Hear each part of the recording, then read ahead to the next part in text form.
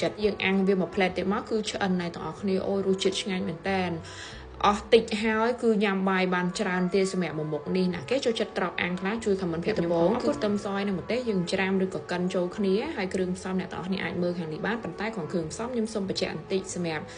យើងដាក់ថែមថយគ្រឿងអាស្រ័យទៅលើត្រប់របស់យើងប្រើតូចធំដែរអញ្ចឹងយើងថែមថយគ្រឿងតាមជាក់ស្ដែងហើយយើងលាយហើយនឹងបន្តមកទៀតយើងយកត្រប់របស់យើងយកទៅអាំងហើយប្រេងដែលខ្ញុំលាបហ្នឹងគឺមានប្រេងឆានិងប្រេងល្ងយើងលាយចូលគ្នាហើយលាបលើ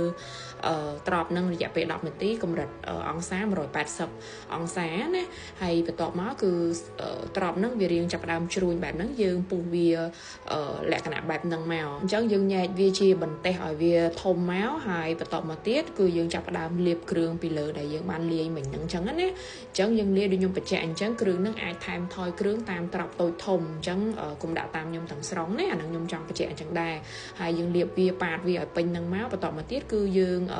រោយស្លឹកខ្ទឹមពីលើអញ្ចឹងណាបើយើងអត់ចូលចិត្តទេក៏តាមចិត្តហើយបន្តមកទៀតយើងដាក់តែមួយផ្លែខ្ទង់5នាទីអីទេហើយចាប់ផ្ដើមបើកមកម្សាទៀតមកឈ្ងុយមែនតើសម្រាប់ពងទាឬក៏ពងមាន់អ្នកទាំងអស់គ្នាអាចប្រើផ្នែកក្រហមក៏បានឬក៏ប្រើទាំងសទាំងក្រហមក៏បានដែរតាមចំណូលចិត្តយើងអាំងវាមួយផ្លែទៀតមកគឺឆ្អិនណៃទាំងអស់គ្នាអូយរសជាតិឆ្ងាញ់មែនតើ